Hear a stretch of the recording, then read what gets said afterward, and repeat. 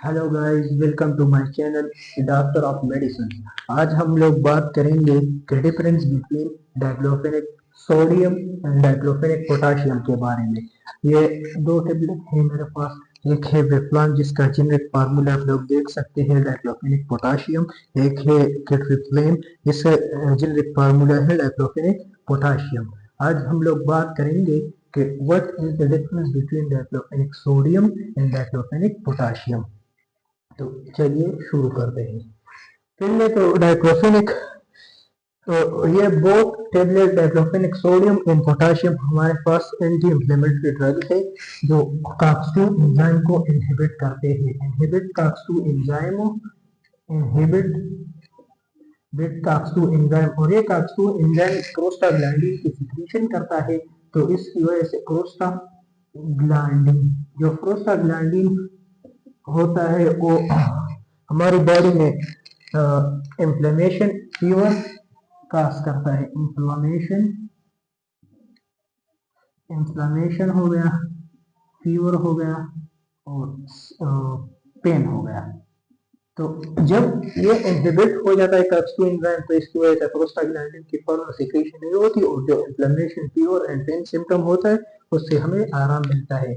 तो ये दोनों टेबलेट प्रोस्टाग्लैंडिन की कॉक्स-2 एंजाइम की इनहिबिशन करता है। अगर हम पहले डाइक्लोफेनिक सोडियम की बात करें कि व्हाट इज द, अब हम बात करते हैं कि what is the difference between diclofenac sodium and potassium. अगर हम पहले देखें कि डाइक्लोफेनिक सोडियम, इसकी एब्जॉर्प्शन को देखें तो ये स्लो एब्जॉर्ब होता है और डाइक्लोफेनिक फास्ट एब्जॉर्ब होता है।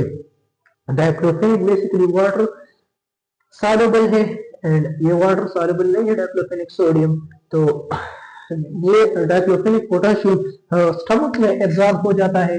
Absorb in stomach, absorb in stomach, stomach में एब्जॉर्ब हो जाता है। जिसके वहाँ पर एसिडिक मीडियम होता है तो ये पोटाशियम वहाँ एब्जॉर्ब हो जाता है, ये हो जाता है। और जो डाइक्लोफेनिक सोडियम है ये स्मॉल इंटेस्टाइन में एब्जॉर्ब हो जाता है। स्मॉल इंटेस्टाइन में एब्जॉर्ब हो जाता है, इंटेस्टाइन में एब्जॉर्ब हो जाता है, जो ज्यादा वक्त लगता है एब्जॉर्ब होने में। एक्शन, अगर हम एक्शन की बात करें तो diclofenac sodium show action 2-3 hours late. अगर हम एक्शन की बात करें तो सोडियम हमारे बॉडी में 2 से लेकर 3 घंटे के बाद हमें एक्शन, हमें फील होगा। जो हमारे पेन सिम्टम होंगे उससे हमें थोड़ा थोड़ा आराम मिलेगा। और जो डाइक्लोफेनिक पोटाशियम के शो एक्शन फास्ट हो, ये 30 to 60 मिनट हमें डायरेक्टली एक्शन शो करता है, क्विक एक्शन शो करता है, क्विक एक्शन शो करता है क्योंकि ये स्टमक में जाकर डायरेक्टली स्टमक में एब्जॉर्ब हो जाता है और एक्शन शो कर देता है। और ये स्मॉल इंटेस्टाइन में जाता है और फिर धीरे धीरे एब्जॉर्ब हो जाता है ब्लड में। तो ये थोड़ा टाइम लेता है और ये फर्स्ट पास मेटाबॉलिज्म भी ज्यादा शो करता है। और अगर हम ड्यूरेशन की बात करें तो ये लॉन्ग टर्म एक्शन प्रोवाइड करती है, शॉर्ट टर्म एक्शन प्रोवाइड करती है। ये बस डायरेक्ट जाकर स्टमक में एब्जॉर्ब हो जाता है और फिर बॉडी से एक्शन शो कर दे और डायरेक्टली बॉडी से रिमूव हो जाता है।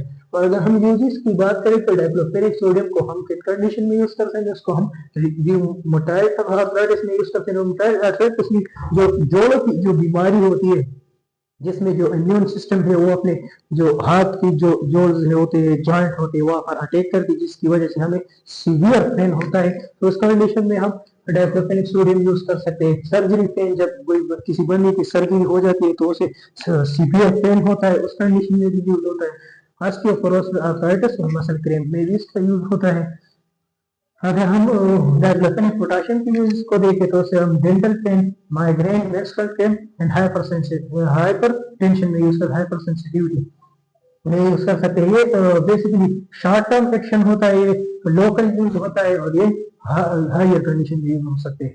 ये डेंटल पेन हो गया, माइग्रेन, मेंस्ट्रुअल पेन और हाइपरटेंशन, ये हम ब्लड प्रेशर के मरीज को प्रिस्क्राइब कर सकते हैं क्योंकि डाइक्लोफेनिक पोटाशियम है। तो ऐसे हम जो ब्लड प्रेशर पेशेंट होता है तो इससे वो यूज पोटाशियम को यूज कर सकता है। और जो डाइक्लोफेनिक सोडियम है उसे वो यूज नहीं कर सकता क्योंकि वो इसकी ब्लड प्रेशर को और बढ़ा सकता है। और अगर हम फॉर्मुलेशन को देखें तो फॉर्मुलेशन में इसका फार्मूला जो है एल्जियरिक कोएट टेबलेट, इनकी फार्मूला एलम कोएट टेबलेट। इंटरेट मीन्स ये सोडियम लो रिलीफ है, और प्रोटेक्ट टेबलेट्स ये पोटाशियम है, ये ऑस रिलीफ है। ये इसका बेसिक फॉर्मुलेशन है। सोडियम स्लो रिलीफ इसलिए है क्योंकि वो स्मॉल इंटेस्टाइन में जाता है और इसके बाद वो फिर एक्शन शो करता है, जिसे जब हम ओरल रूट से लेते हैं, जब वो स्मॉल इंटेस्टाइन में जाता है तो वो ज्यादा टाइम लेता है, और ये टेबलेट डायरेक्टली स्टमक में जाता है और स्टमक में ही एब्जॉर्ब हो जाता है और अपना एक्शन शो करता है। तो ये और ये दो टेबलेट्स आर एनसेड पहले से। एनसेड मींस ये non steroid anti inflammatory drug है। NSAID non steroid anti inflammatory drug है। NSAID NSAID both are non steroid anti inflammatory drug, और इन दोनों ड्रग्स को हम आइब्रोपिन और नेक्सोप्रोजोन जो टेबलेट हो गए उनके साथ यूज नहीं कर सकते, क्योंकि ये टेबलेट टू के साथ साथ काक्सोन एंजाइम को भी इनहिबिट करते हैं, और जब अगर हमारी बॉडी में आइब्रोपिन को हुआ तो ये फिर आइब्रोपिन के पास जाकर ये डाइक्लोफेनिक रिएक्शन शो करते हैं, जिसकी वजह से हमें सीवियर एलर्जी हो सकती है, स्किन रैशेस वगैरह, ये साइड इफेक्ट हमें शो हो सकते हैं। तो हम अगर कोई बंदा आइब्रोपिन यूज कर रहा है तो फिर वो डाइक्लोफेनिक को यूज ना करे, क्योंकि जो उसके बदन में फिर उसे सीवियर साइड इफेक्ट का सामना करना पड़ेगा। तो ये तो था आज का मेरा lecture diclofenac, what is the difference between diclofenac sodium and diclofenac potassium के बारे में। तो इसके बाद इंशाल्लाह नेक्स्ट मेडिसिन के बारे में डिस्कशन करेंगे। तब तक के लिए हम मिलते हैं इंशाल्लाह नेक्स्ट टाइम नेक्स्ट वीडियो में। अल्लाह हाफिज।